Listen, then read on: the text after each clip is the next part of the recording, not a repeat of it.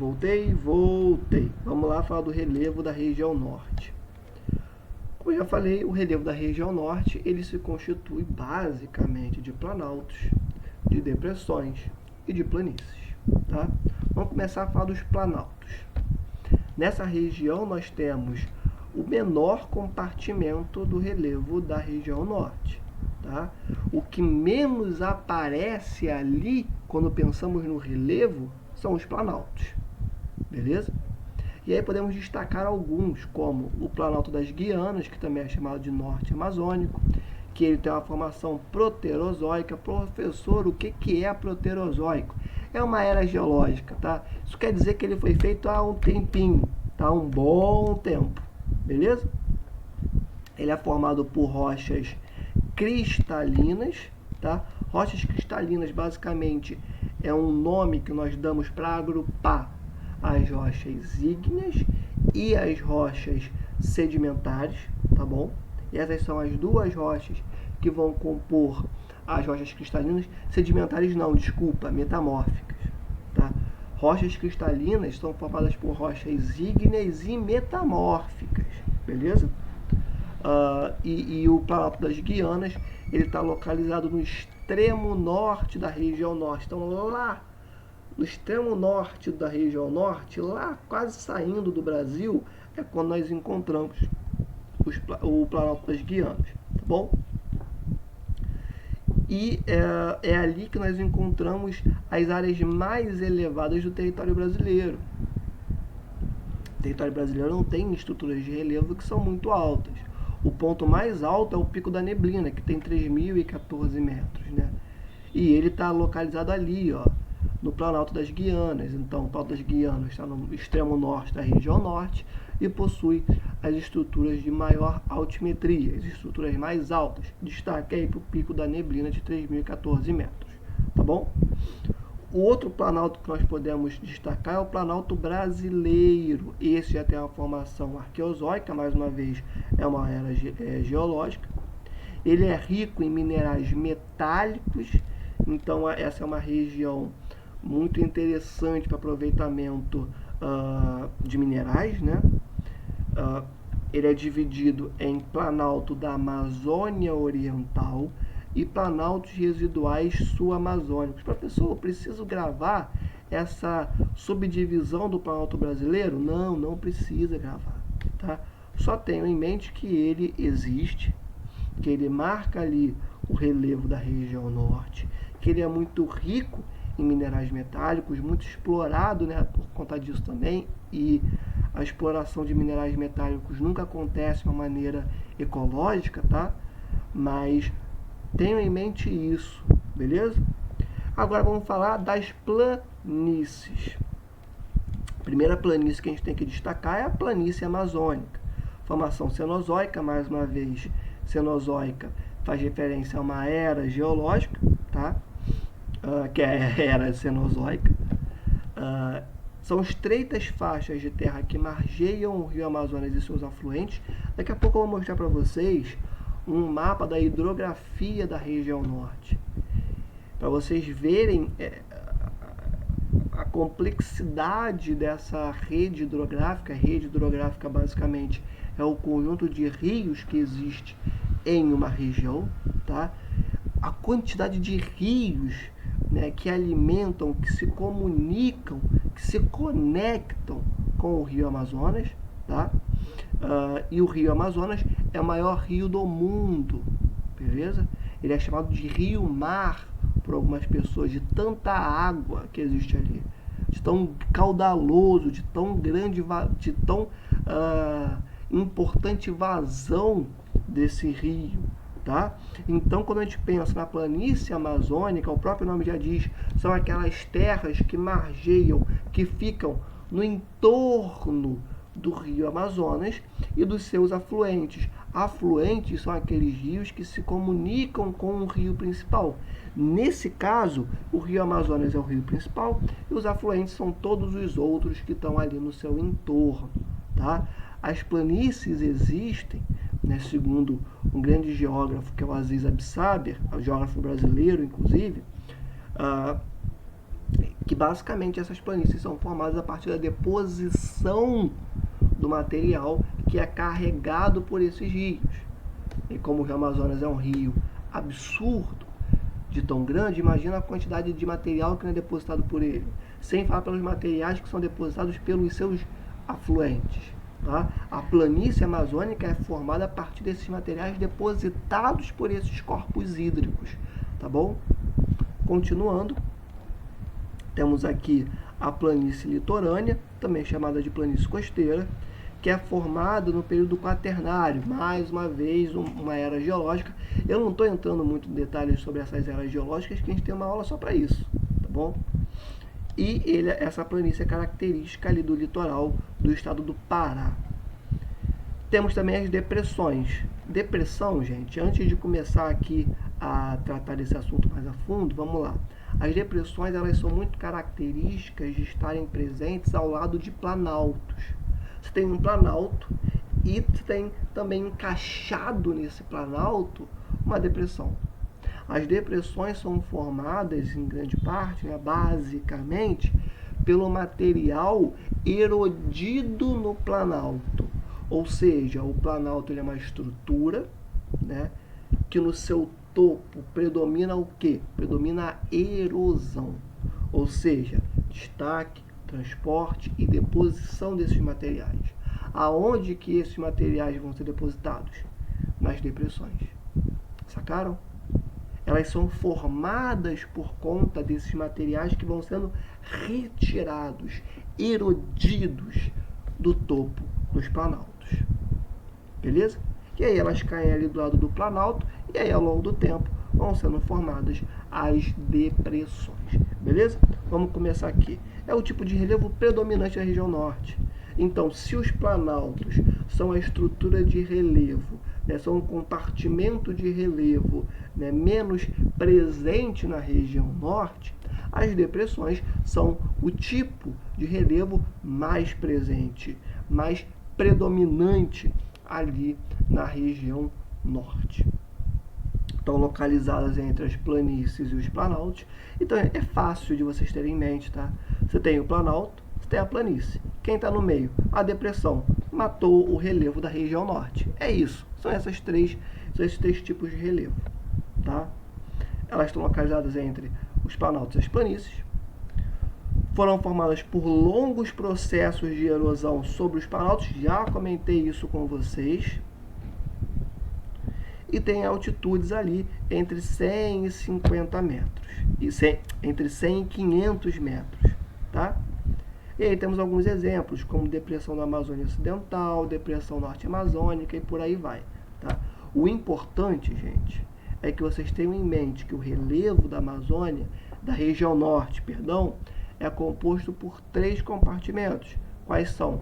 Planaltos, que são o compartimento com menor presença na região norte, planícies, tá? E as depressões. As depressões são o tipo de relevo mais presentes na região norte.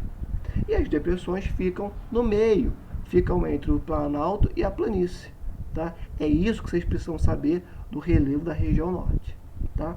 E aqui tem uma figura muito legalzinha que mostra muito bem. A gente chama isso aqui de perfil topográfico. Tá? Aqui nós temos o quê? Um rio, que é o Rio Amazonas. Tá? Do lado dele aqui nós temos a planície do Rio Amazonas. Beleza? Depois nós temos o Planalto da Amazônia Oriental e depressões. Beleza?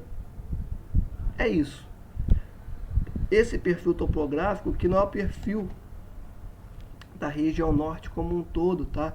É o perfil de uma porção em especial da região norte. Mas ainda assim retrata muito bem os 3 compartimentos de relevo, tá? Aí nós temos o planalto, aí nós temos a planície e aí nós temos também a depressão. Os 3, beleza? Vamos continuar. Deixa eu ver quanto tempo que eu tenho. Já estamos acabando já. 9 minutos. Caraca, tem tempo pra caramba, que bom.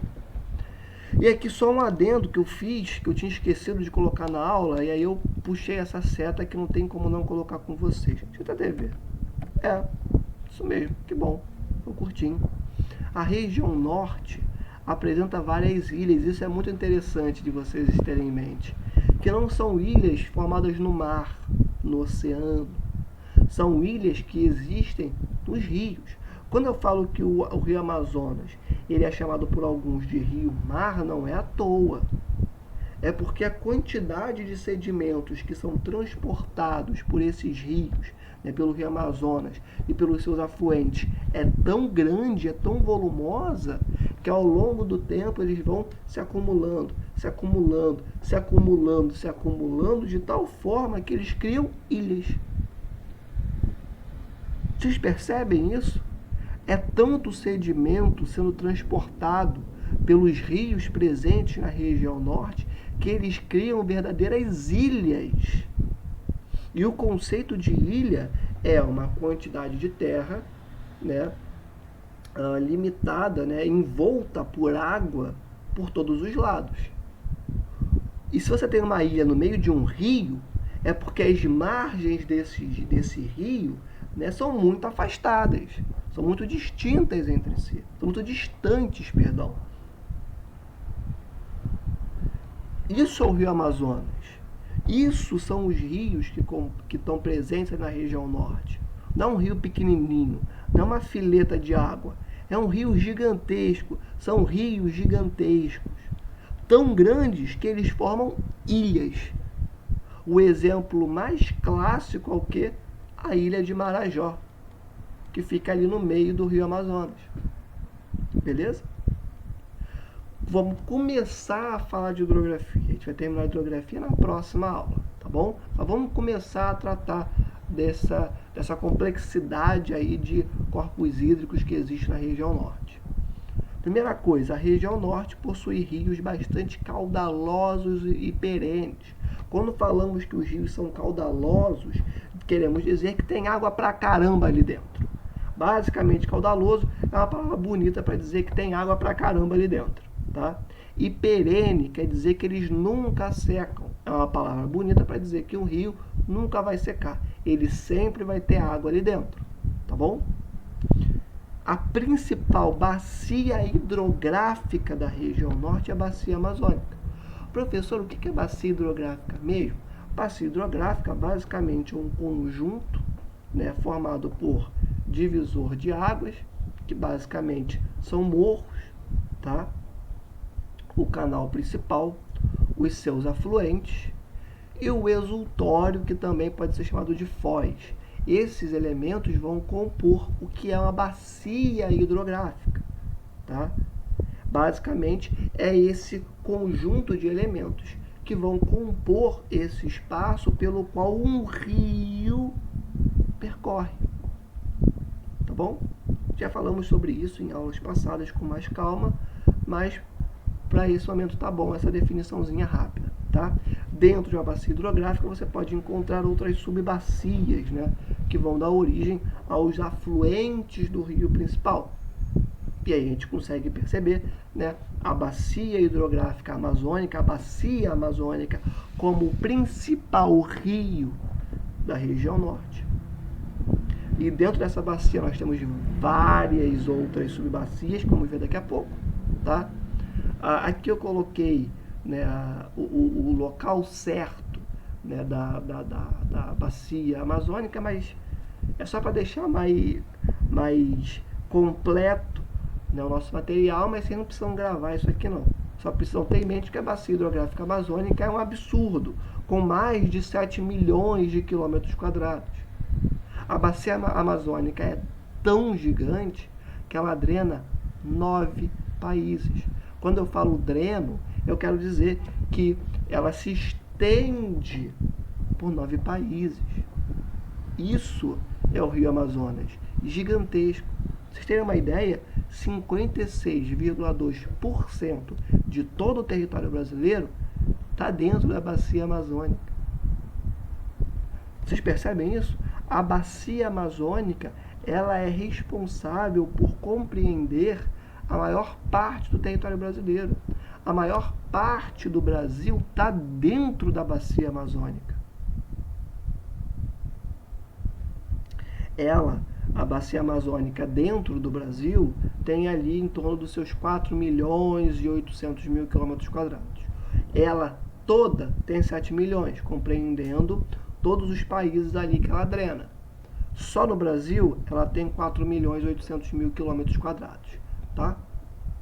E ela é tão gigantesca que ela se comunica com outras bacias, como a bacia do Rio Orinoco, que fica na Venezuela, esqueci de colocar aqui, e a bacia do Paraguai. São outras duas subbacias que se comunicam com a bacia amazônica, tá bom?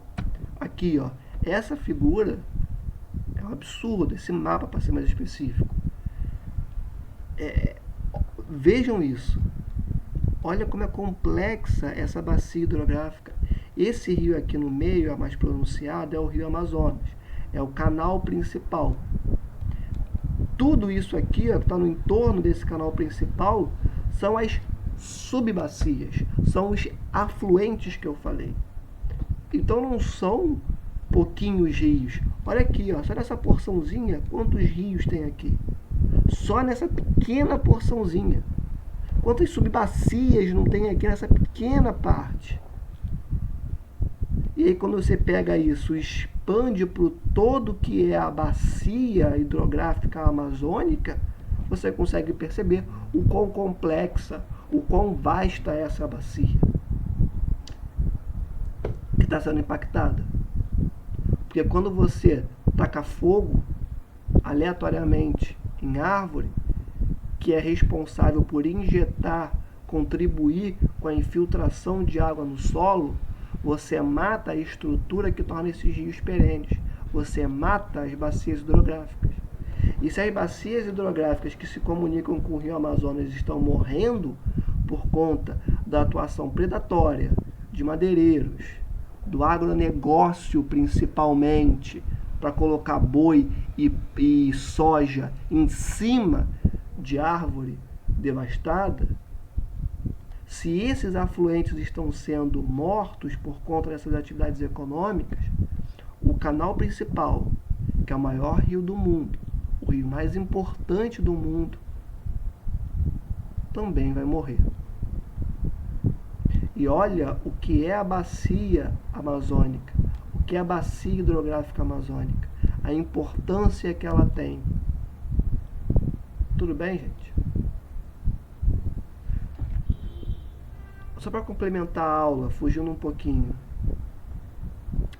A floresta, toda a floresta, ela tem um ponto de reposição. A da Amazônia gira ali de 20% a 30% da vegetação total. Se 20% ou 30% dessa vegetação total for posta no chão, a floresta não se recompõe. Ela se autodestrói.